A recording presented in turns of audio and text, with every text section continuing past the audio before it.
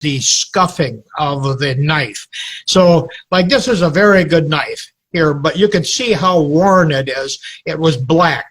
When you get a knife that's nice and black like that, and the only thing that is got any shine at all is just the extreme cutting edge, if you are sharpening that and you go off of the grinding wheel a little bit and get a scratch on it, but even something like this with that nice wear pattern on it, you still don't want to get it scratched. So let's go to the grinding wheel, and I'm going to show you how to be careful on the grinding wheel so you don't run off the side. So when you're coming to the wheel, if you're on going across like this, just to kind of review this, you have two variables. You have where you place it on the wheel and also the angle of your wrist. If you're using the flat part of the wheel here, you only have one variable, and that's the angle. So no matter where you're putting it on the wheel here, that angle is going to you only have one variable. And so if we were coming straight across the wheel like this, then it's as the wheel is moving, it's easier to slip and come off and let that grinding wheel then could scratch the edge. So to increase that area, you go on the angle a little bit. And you have to do the same with the buffing wheel. So you're going to go on an angle like this and an angle like that. Then you have more room to play with without coming off that wheel. Then by locking your wrist, you're going to stay pretty close on there. But it's still possible to slip. So when you're grinding this, keep in mind, keep your concentration on not going off of that wheel. So we're just going to go and run it across and sharpen this.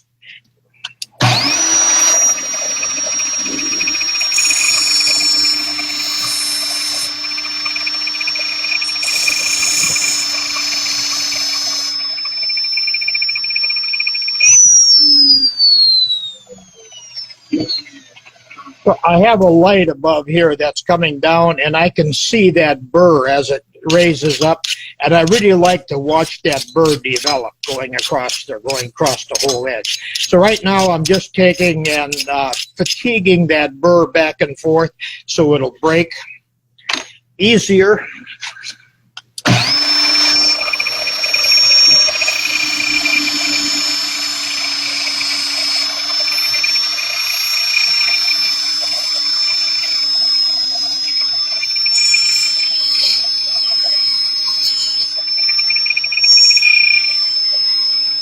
The purpose of this part of the demonstration is to show you that 45-degree angle, a little bit more forgiving than slipping off, but you still could slip off and you still could scuff up the rest of the blade.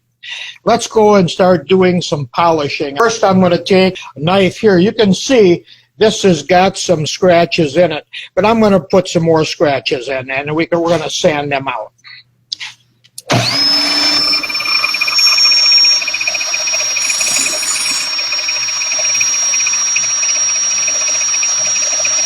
To buff this out, what I'm going to use is just sandpaper, and I'm using emery. So I've got, if you want to write the grits down, I have a 220 grit, and the higher the number, the finer the sandpaper. Then I'll go to a 320, then I'll go to a 400, then I'll go to a 600 grit, and then a 1500 grit, and then maybe buff it a little bit with a 2000. So I'm going to take the 220 to start with. It's pretty rough, and I'm going to sand it long enough to where I don't see the scratches anymore.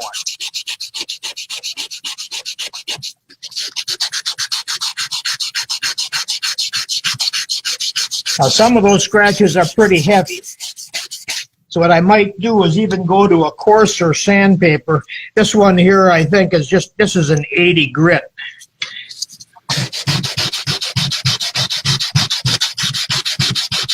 Because those last scratches I can still see going across.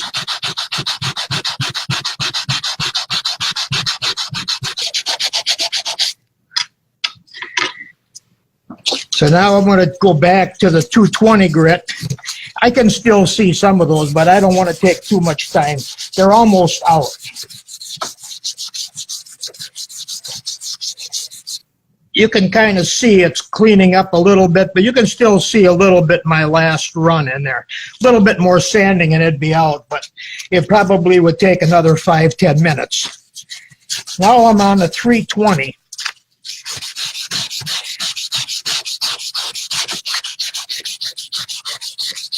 So all the next steps that I'm going up, we're just reducing the size of the scratches.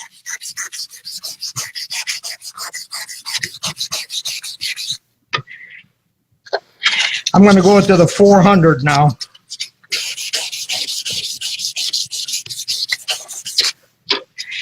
Now I'm going to go to the 600.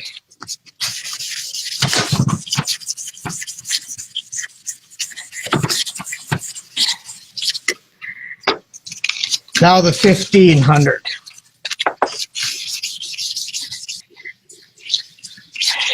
Now you could do the same like with plastic, like your lenses on your, the headlights on your car, tail light if it gets scratched, the plastic. You can do the same thing, buffing the scratches out. All right, I don't quite have a mirror finish on there, but the 1500 will, if you work at it long enough, you'll be able to see your reflection in it. But it's starting to look pretty good. The thing that you got to be careful of, here the logo was put in there pretty deep. Some of it is just etched on the top, and you got to be careful that you don't sand that markings off, especially if it's a collector's knife. We're going to talk a little bit now about the coatings that you can put on a knife. The coatings that I've got here, if I was to coat this knife to be food safe, if I needed some kind of a coating on it, I would use a mineral oil. Mineral oil is food safe. You can drink it as far as if you need a laxative. So mineral oil is a good choice for any kind of a food product. Even if you're using your knife, pocket knife, for peeling, apples and that sort of thing, I would recommend not using a polyurethane spray. But I got a gloss spray that I use, and I also have a matte finish. Now, both of these are oil-based. They're polyurethanes. They're both made. This one is Rust-Oleum, and this one is Minwax. Now, the matte finish, what I use that for, it protects the tool, but I use it on my carving tool. So I want to show you what I did here with the carving tool is I buffed it off. I put a tape over the end here. I put the matte finish on, and I'm trying to turn it so you can see the reflection right on the end. So you can see where it's shiny right on the end, and the rest is a matte finish. I put tape over that to show you the difference. And the reason why I like a matte finish on my tools, it not only protects it, but normally I'm working in a fairly strong light, and the light reflecting off is coming into my eyes all the time. So by putting a matte finish on, you're not getting the light reflecting in your eyes. Just once in a while, I'll just take and just spray the matte finish on my carving tools. This is the knife here. I sprayed the gloss, and that's why this tape is. I put the tape on so you could see the difference. And the difference, I'm going to try to tip it so you can see where I just took it off here. It's kind of hard to get the light to reflect there, but you can see that it's shinier here where I just took the tape off than back here. So you're taking some of the shine off, even if you put that high gloss on it. You can see that little difference from there to there. That's why I put the tape on. This is not a good knife. It's experimental thing. For kitchen knives, when people bring it to me, I use this goop. This is the orange goop. It's a waterless hand cleaner, and they advertise that it'll make your hands so they're dinner table ready. So it's food safe. People come in and they have stains on their knife, the kitchen knives and that. By just taking and rubbing the goop on there, it cleans them up real nice, takes the stains off and that sort of thing.